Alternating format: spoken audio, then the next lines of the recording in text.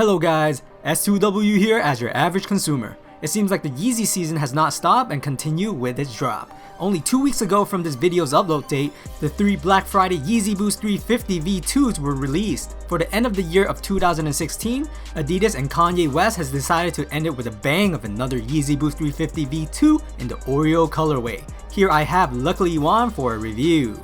Again, I'm located in Toronto, Canada, and all you should know by now if you follow the sneaker scene, you might have heard a Canadian complaining about not being able to get any Adidas Boost sneakers. Because it's true, any sneaker in regards to Boost such as the Ultra Boost and NMDs are extremely hard to find. You will never see them sitting on shelves up here in the north because our stocks are always extremely low. Even though it was rumored that these Oreo Yeezy Boost 350 V2s were a semi-general release, rumored around 160 pairs at each foot store in Canada, I know quite a few people who took W's, but there are also still people I know that got L's. So to me, these were still tough to get and all based on luck. I was able to obtain my pair from Champ Sports at Eaton Centre. I heard there was a fight that occurred there later in the afternoon which caused the raffle to end early. Gotta say, because of that, the list was most likely cut short and I ended up with the better end of the stick by winning this raffle. Looking at this review, you should already know by now that this Yeezy Boost line was created by Adidas with recording artist, songwriter, record producer, and recently turned fashion designer Kanye West. These V2s, version 2s, are an updated model of the V1s that came within the last year and a half ago from this video's upload date. These Oreo Yeezy Boost 350 V2s are the newest colorways to the 350 V2 family, the first being the Beluga colorway and also the 3 Black Friday colorways. Just like the previous 350 V2s, you pull the shoes out much like a sneaker drawer. The paper feels like wax paper again, just like the ones before, not your typical gift tissue paper. These Oreo 50 V2s continues to be made out of prime knit material for its upper construction, Adidas's innovative knitting technology, famous for its lightweightedness, breathability, and stretchiness. Much like the Black Friday V2s, this Oreo colorway is black with its identifiable white color stripe. In real life though, it looks more like a light gray, and at first, I thought these were the olives from the Black Friday V2s.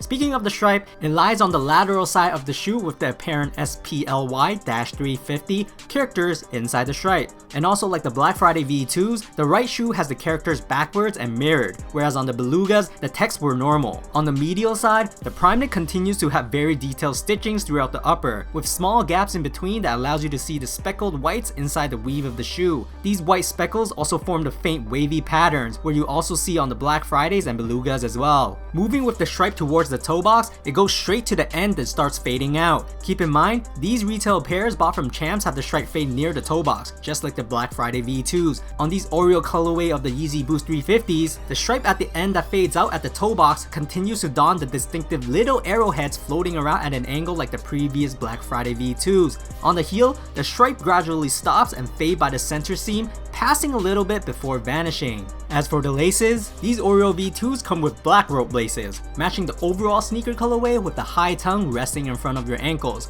The middle stitching at the center of the sneaker also sports a reoccurring pattern, much like how all the previous 350s were stitched up. Between the Black Fridays, nothing much has changed at the midsole. They still continue to use the black translucent and flexible rubbery plastic encasing the Boost material, Adidas's most comfortable top-of-the-line cushioning technology. Flipping the shoes over, you will see a few open areas that allow the Boost material to contract and expand outwards to become more spongy for impact against the floor. These 350 V2s does use full-length Boost. Near the heel of the shoe, you will see an open area with the 3 stripe pattern dots on the Boost material. On my pair, there are 7 dots in a cross configuration, but I won't be surprised if I see pairs with dots that are in a straight line configuration, cause my Belugas and Black Friday V2s were like that. At the heel area of the outsole, the word Boost is engraved into the rubber, while at the tip of the outsole, the word Adidas with its Adidas Originals logo. This darkened translucent outsole, much like the Black Friday V2s, offer a very nice, aggressive touch to the design. Inside the heel area of the sneaker, you can see Adidas's staple 3 stripes running down towards the midsole and our 3M, much like the previous V2s. Ankle collar is padded all around for our heel for that extra comfort and heel rest. Inside the shoe, there are insoles that come with the sneakers that are removable. The insoles have Adidas's logo and the word Yeezy in light gray, following the stripes color. On the underside of the insole lies these unique patterns carried over from the previous 350 insoles, a very unique but subtle hit to the sneaker that we almost always turn a blind eye on. Moving on, under the tongue and prime knits, you will see patches of suede around the lace holes to give support reinforcement as we tighten up the laces through the prime knit. Much like other V2s, there is also a piece of thin synthetic fiber running parallel to the stitching dead center above the shoe, most likely to prevent the rougher stitchings from rubbing against the dorsal area of our feet.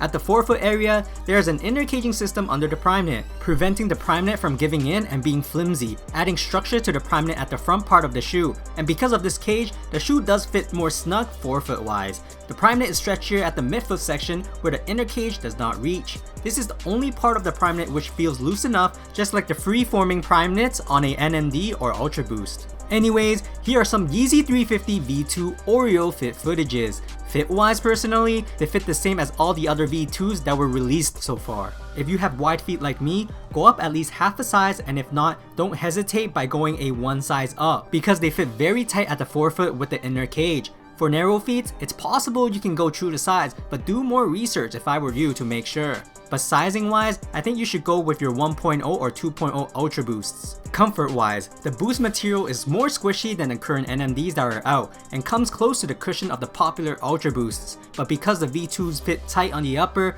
Ultra Boosts are still the more viable option. Just online at Adidas' websites, the US had near 20,000 pairs, Europe had 17,000 pairs, while Canada only got 800. But as a Canadian, 800 is sadly a huge number for us already. It sucks to be saying this, but 800 is one of the more higher numbers I've heard so far from Adidas Canada. The V2 Yeezys were $300 Canadian at retail before tax, and at this price point to an average consumer, it does not look like a deal at all. But since it's a famous and surprisingly comfortable collab, nothing comes cheap anymore. But again, the technology, stitching, and materials on the Yeezys do feel amazing, and these simple white stripes are easy to match with any wardrobe. As always, throw me some likes if you liked the video and let me know in the comments if you caught a W or still took an L on these even with the higher stock number because demand is crazy on these. And here's a color comparison for all the black Yeezy V2s that came out within the last 2 months of 2016. All with different stripe colors, and truth be told, they are all different from the photos that Adidas has shown us. That's it for today,